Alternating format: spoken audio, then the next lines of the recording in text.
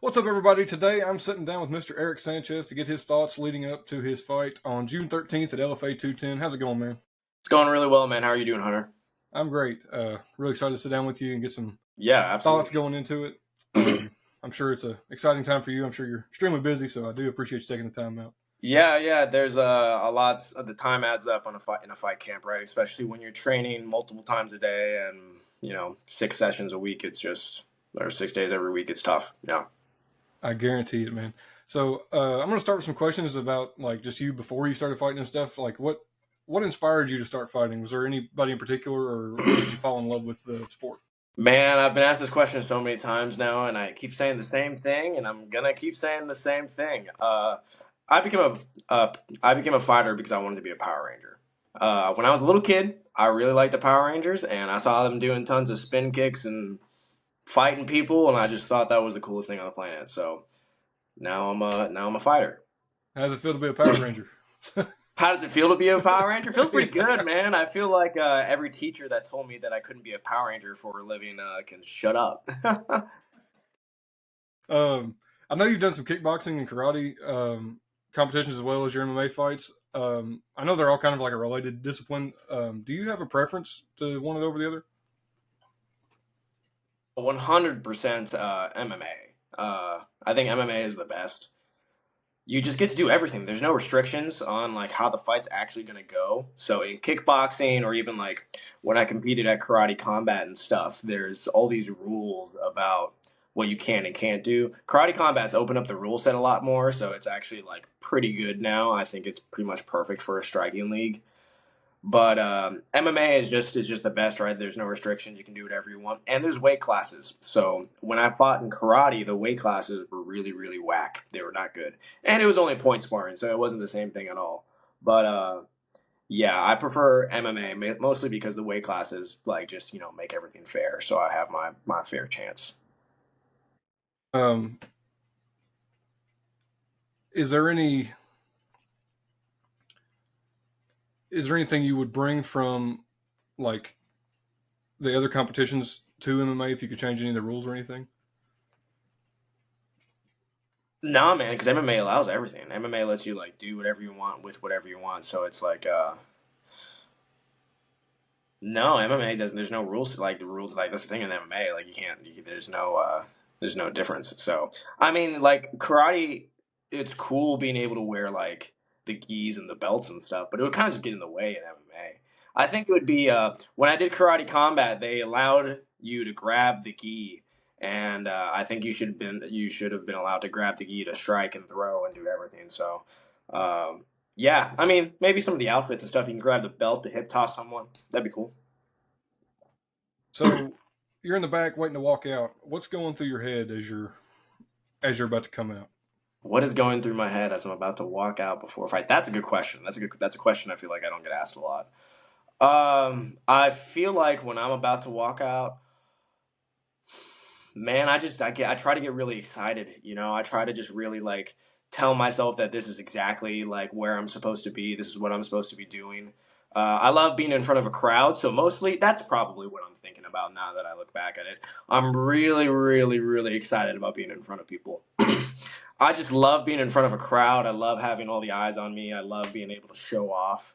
So usually when I'm in the back, I'm just like going over my head. I'm like, I'm gonna show off this. I'm gonna show off that. I'm gonna do this. I'm gonna do that. So I'm really just trying to kind of get hyped, man. Just get hyped. I'm trying to stay focused and serene a lot. I have like this crazy intensity in terms of how excited I am, but I'll pull it all in 1 second, and it's got to be kind of weird watching me about to walk out because of that. Um, I do some pictures for the fight sometimes, so I kind of get as they're walking out, I get the fight like the fighter standing there waiting, and I can always tell there's like I can't imagine like the mental state you're going through as you're getting ready to come out. As you've been fighting, has the have you kind of grown a little fan base as you're moving up a little bit more, or Yeah, it's kind of been a weird thing that I think that because the fight business is the entertainment business, right? Being a good fighter, there's tons of great fighters out there, bro. They're everywhere nowadays. But it's the entertainment business, so you got to be able to be entertaining. So I think that is truly like where I have been able to excel, is not growing like a fan base. I'm not saying I have fans or anything. I have people in my life who I've been at this stage. I have people in my life who I've been connected with who enjoy my fight style, enjoy who I am and my presence in the cage and outside of the cage, I guess. And so yeah, I got a little bit of a fan base going on. I really appreciate all the support that I receive, and it's really humbling to have people decide and like tell you that like you're a fighter that they like watching on the regional scene. So it's pretty cool. So keeping with the kind of nerves and stuff, what did it feel like when you first stepped into the cage, like your first fight? Was it something you Oh kind of shoot! expected as you went in, or? Yeah. I handled it. There is a few little off moments, but man, I'm made for this, bro. I don't know what to say. I'm like, this is in my blood. So the first time that I fought was on a week's notice, and I fought against an undefeated fighter at the time, and he during weigh-ins got in my face. He like got in my face and like started cursing at me. And I'm a really chill guy. I don't really like. I don't get beef with people, bro. That's not something that I do. And so I was just like, oh shoot, this guy's like, he's angry, man. That sucks. Sorry you're angry, bro. But so when I went out, I was mostly just like, I'm gonna make this guy look like an idiot. I'm gonna make this guy look dumb. He's gonna look really silly fighting me, and he did. So when I first got in there, I really wasn't like nervous or anything. I do remember there was a moment in the first in the first 10 or 20 seconds where we exchanged, and I felt the wind off of one of his punches, and I was like, oh shit. This guy is trying to hurt me. Because in karate, we're just trying to land punches, right? We're just trying to land punches and kicks. You're not trying to hurt them. You're just trying to show off your technique. It's all about like showing off your technique and being able to control a match. But in fighting, bro, if you don't have control, that's not necessarily important if you're causing damage. People like thrive in chaos, right? So we kind of like started punching or swinging. I don't know if I kicked him and I was putting my foot back down, but I felt the wind brush me, and I was like, this guy is swinging for the fences. And then I just kind of remember being like feeling the like an instance of the stress of like, oh, someone's trying to hurt me, and then immediately going like, I don't have to worry about that though. Like I'm gonna mop the floor with this guy. And every time I fight, I have a feeling like that where it's not like that. Not that I'm not worrying, but I go like, man, I'm really glad I know how to fight. It's just like I'm in a fight right now. Good thing I know how to fight. Good thing I prepare for this every single day of my life. Speaking of that, when you've moved up through, like you went through B2 and Cage of Honor, New Line, now you're moving into LFA. Is there any significant like mental changes or anything, or training changes that you've had to make throughout your fights? Like I know you're talking about in your first one, it's always like you were saying, the wind power and Yeah. stuff. Is there anything as you've went through that you've kind of gotten more used to, or that you've had to change as you go through? 100% is mostly just finding the mental state that I want to be in when I fight, because every fighter fights differently, right? Everyone's like, I'm super angry, I'm super serious, I'm super whatever. Like Patty Pimblett's like laughing and like doing whatever. So for me, the easiest thing is definitely being very excited. I've tried to be like a stoic guy a few times and just kind of like walk out like I can't even do it. But I've tried to be that guy before, and I just don't have that in me. I'm not that type of person, and I've performed well. I've performed well every time I step into the cage or the ring or whatever. I want to say that I truly believe in my skills, but I liked the experience less when I was trying to be some serious like guy. I remember one time I had a kickboxing fight. They didn't even play my walkout music. So I just walked out super serious, and it was not an easy fight. I fought against a really good dude that day, but yeah. So definitely trying to find a way to be excited when I'm in there, because that's just what I want to do, man. It's what I want to do. So there's no reason to be serious, no reason to be like stoic and just like yeah. But I'm just it's time to have fun, man. That's what I do this for, right? So as you're going into such a huge card in Louisville, it's got to be incredible to be on the LFA card like this. Yeah, it feels. How does it feel to be on the card where you're kind of like in your hometown, or training? Your gym at least is in Louisville. I'm not sure where you're from, but Mhm. I'm sure that's got to be an incredible Yeah, step up? it feels really cool, man. It's the biggest fight that I've had pretty much in my entire career. Maybe the second. The karate combat thing was pretty serious when I got invited to that, but th- this is like the biggest opportunity I've ever had in front of my hometown. Right? It's it feels pretty cool, man. Just to get picked is so humbling. So, last time I had an opportunity like this was with B2, and it was kind of like the same deal where I was fighting a pretty good guy, and that time I did not get my hand raised. I lost by decision because I personally feel like I didn't push the pace as much as I thought I did. I thought I beat the crap out of that guy. And I'm pretty sure that guy felt like I beat the crap out of him. But it was not such a dynamic, or is not such a easy to see dynamic watching in third person or watching like from like not our view. So I got a little bit of a chip on my shoulder when it comes to this fight. I'm really ready to get out there and win in front of my hometown. I've actually not won in Louisville yet, so I really want to make that happen. Every one of my fights has been in someone else's hometown, beating them in their hometown. I was going to So ask about that. When you came out of that decision loss there, did that affect anything? Like, I know you had only had a few before that going into it, so does that change anything? Like, you're saying it was pretty close in your mind, so I yeah, can imagine that being close versus being like a not so close loss would affect you differently. But I didn't know if there was any. yeah, for sure. Man, it really just made me show that like you can't leave it up to the judges. That's like people say that all the time, right? But it made me realize that like I need to focus on trying to get guys out of there because there's a few moments where I had him slowed down. I don't want to say hurt because all respect to the opponent that I fought, he's a really tough guy, and he wouldn't want the win over me if I was like, oh yeah, he beat me. Because like I wouldn't want that win if I beat a guy on a close fight and he was not going around like, oh, I thought I beat him. I wouldn't want that win. I don't want to fight a guy who's mentally defeated. I don't want to win against a person like that. So I'm sure he doesn't care about what I'm saying. But it's I noticed in the fight there was a few times where he was slowed down from some body shots, and I should have been able to capitalize on that. So I should have been able to pour it a little bit more on. But I have the experience now. So that was my fourth month of fighting.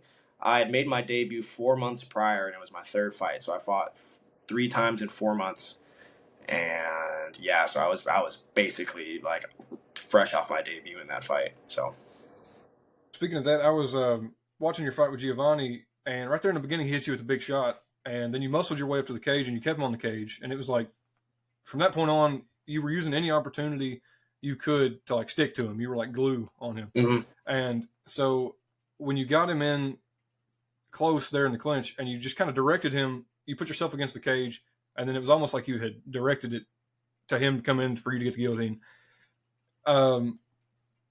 Knowing did you come into the fight knowing that was your plan to come in with that specific kind of setup, or because you were talking about you don't want to leave it to the judges, you're looking Yep. for a sub? Had you practiced that in camp to where Yeah, oh, you know that you're going to back 100%. up? So Giovanni was a tough fight, man. That dude he's tough. He's a little shorter for the weight class. We're all short. We're all flyweights, right? But I'm kind of like on the middle to top end as a flyweight, and he's just a touch shorter. And so fighting somebody who can bob and weave like that underneath of my punches is not a very common thing for me. So normally I'm the person bobbing and weaving under people, right? So he like, dude, if you go back and look at some of the stuff that he hit on me, man, not only he listened to my corner. Like my corner said, use your jab, and you saw he like read immediately that I was gonna throw my jab, and he threw his head offline to land an overhand. So he was good. He was tough. So the boxing, we knew it was gonna be a tough thing there. So that's why we were trying to kick there. I landed a few head kicks, and but to answer your question about the guillotine, yeah, 100%. Anytime you're going up against a wrestler, you got to know that guillotine is an option, especially if you know how to use it. Right? There's so many people that get taken down, and they use the guillotine as like an excuse as to why they got taken down. I pulled a gilly, right?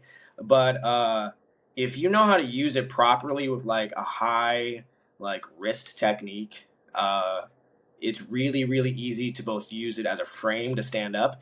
You saw that in my most recent fight with Mitchell Vaughn. I went for the guillotine against him, and I didn't get it. But you just turn your choking arm into a frame to stand up. It's not that difficult, especially if you have like shorter arms like I do. It kind of works out. So yeah, we planned that, man. We planned that. That was definitely like we knew he was gonna shoot. Like there's no way he's not gonna shoot. Like anyone who says they're not gonna shoot against me and they have not been kicked by me. They have not been on the receiving ends of like me throwing like because not only do I have really like strong kicks like in terms of like or good kicking technique, like I have like incredibly strong legs. Like if I think I have the biggest legs out of any like 125er out there. Like my legs are massive. So yeah, we definitely practice that guillotine a ton. So and I just know, man, I have great grappling at my gym, so I just trust my coaches. I was going to mention, um, you're coming out of Derby City. You've got some killers in there. You got Will Davis, Gabe Ruth, Emilio. Um, how does being around those guys kind of fuel your training? Have you taught them anything, or have they taught you anything? Like, Yeah, maybe we all help each other out, man. We all help each other out. Gabe Ruth specifically is he's fucking oh, I'm sorry, I probably shouldn't curse, but no, you're he's good. he's making noise in the kitchen right now. Me and Gabe are roommates. We've been best friends since we were like 8 years old. We were actually enemies at first. We did not like each other, but obviously we ended up becoming friends. So Gabe's a very, very close friend of mine. He's basically my brother. And so yeah, we've all the entire team, we've all been like we all help each other out. We all teach each other things. We all have something different that we bring to the table, right? So definitely 100% relying on my team is such an important thing. And then my coaches as well. Ben Fowler, my coach, is just he's great, man. He's great. He's just a jack of all trades. He knows a little bit about everything, and he points us in the right direction. Is there? I don't want you to give anything away, obviously, but is there anything you can tell me about your training camp this time that might have been different than the last few that you went through? Nah, bro, we're just doing the same thing we always do, man. Sticking to it. Yeah, just sticking to cardio, basically. Cardio, cardio, cardio, cardio. All right. And is there anything that surprised you as you went through your fights that you kind of didn't expect when you went into fighting? Anything that surprises me. You have good questions, man. Normally, every time Appreciate I that. have one of these interviews, it's like the same questions over and over again. But that's a good question. Anything that surprised me about fighting? You know, I'm gonna say this, and some old heads may watch this and be like, "Oh, that's silly," but like, we live in the information era, man. Nothing really like nothing is so out of the ordinary that I have been surprised. You know, there's things you don't expect. There's things you don't expect about the game for sure. But every single bit that was promised to me has been given to me, man. The pain, the fall, the rise, all of it. It's truthfully, if you fight, you go through a sort of hero's journey of sorts, and if you're lucky, you come out on the other end better than you were before. So I haven't been too surprised about anything thus far. I've loved everything that it's given me, and I want more. I want everything that's fucking got. I just wanted to end on a kind of a fun little question. As you're training, kind of like your walkout music or anything, what are you listening to right now? What's on the playlist? Oh, dude, perfect, perfect. Let me give a little shout out. So I'm actually sponsored by a local band here in Louisville. They're called Shitfire. Look them up on Spotify or anywhere you get your music. Shitfire, spelled how it sounds. They're just an awesome local punk band, and I walk out to their song "No Home" every single time that I have fought recently. And they're cool people, man. They do great things. They really represent what I think like local music and punk should be about. They're just awesome, man. They're everything. So look them up, and then any punk music, bro. I listen to a lot of punk. I listen to a lot of Wire. I listen to a lot of Viagra Boys. Just a lot of like hard alternative, like just kind of like I don't know, yeah. Well, I do appreciate it, man. Is there anything else you'd like to say before we get out of here? Uh, no. All righty, man. Well, everybody go get your tickets to LFA 210 now and come out and support a great card and some excellent fighters. And thanks once again, Eric. I appreciate you. And I'll definitely be there to see you fight. All right, thanks so much, Hunter. Have a good one. All right. You too, man. Peace. See ya.